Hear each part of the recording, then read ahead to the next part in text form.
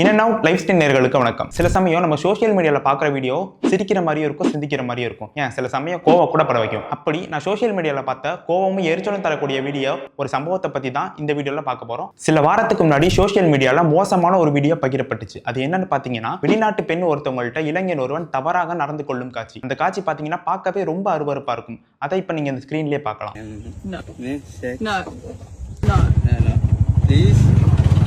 YouTube blogger வெளிநாட்டு பெண் ஒருத்தவங்க என்ன பண்ணிருக்காங்கன்னு பார்த்தீங்கன்னா, ஸ்ரீலங்காவில் விளாக் எடுக்கிறதுக்காக ஆட்டோ ஒன்றில் தனியாக போயிருக்காங்க. அவங்கள பின்தொடர்ந்தே ஒருத்தன் வந்துட்டு இருந்திருக்கான். சரி, ரொம்ப நேரமாக வந்திருக்காங்களேன்னு சொல்லிட்டு இவங்களும் பார்த்தீங்கன்னா அவன் வர்றதை பார்த்துட்டு ஆட்டோவை நிறுத்திருக்காங்க. அப்போதைக்கு இவங்கள்ட்ட பேச்சு கொடுக்குற மாதிரி இவன் என்ன பண்ணியிருக்கான் அப்படின்னா, பார்க்கவே முகம் சுளிக்கிற மாதிரி ஒரு காட்சியை பண்ணியிருக்கான். அதை பார்த்து பயந்து அந்த இடத்த விட்டு அவங்க நகர்ந்து போயிருக்காங்க. அந்த சுச்சுவேஷனில் அவங்களுக்கு என்ன பண்ணுறதுன்னு தெரியல. ஆனால் அதுக்கப்புறமா சோஷியல் மீடியாவில் இதை பற்றி தெளிவாக பேசி ஒரு வீடியோ போட்டிருந்தாங்க. அதில் ரொம்பவே அவங்க ஃபீல் பண்ணி பேசியிருந்தாங்க. இவன் பண்ண இந்த செயல் ஒட்டுமொத்த ஸ்ரீலங்காவுமே அந்த பொண்ணோட மனசில் தப்பா ப்ரொஜெக்ட் பண்ணியிருக்கும். ஆனா அவங்க அப்படி நினைக்கல. ஸ்ரீலங்காவை சேர்ந்த மற்ற மக்களும் சோஷியல் மீடியால இவங்கள்ட்ட மன்னிப்பு கேட்டிருந்தாங்க. இந்த செயல் வந்து பாத்தீங்கன்னா ஸ்ரீலங்கா மக்கள் மேல பெரும் மரியாதையை ஏற்படுத்தி இருந்துச்சு. சரி, போலீஸ் இந்த விஷயத்துல என்ன பண்ணிருக்காங்கன்னு பாத்தீங்கன்னா, நவம்பர் 16, 2025 பெரிய நீலவணி அப்படின்ற இடத்துல இவனை கைது பண்ணிருக்காங்க. இந்த மாதிரி விஷயம் டெய்லி நடந்துகிட்டு தான் இருக்கு. இவங்க விளாகர்ன்றதுனால இந்த விஷயம் வெளியில வந்திருக்கு. இந்த மாதிரி அடிக்கடி நடந்தா ஒட்டுமொத்த ஆண்கள் மீதும் பெண்களுக்கு வந்து வெறுப்பு உண்டாகும். இந்த மாதிரி எல்லாம் நடக்கக்கூடாது அப்படின்னா காவல்துறை இதுக்கு கொடிய தண்டனை கொடுக்கணும், இல்ல ஒருத்தனையாச்சும் நிக்க வச்சு ரோட்ல சுடணும். இதுதான் என்னோட ஒப்பீனியன். உங்களோட ஒப்பீனியன் என்ன சொல்லிட்டு கமெண்ட்ல சொல்லுங்க.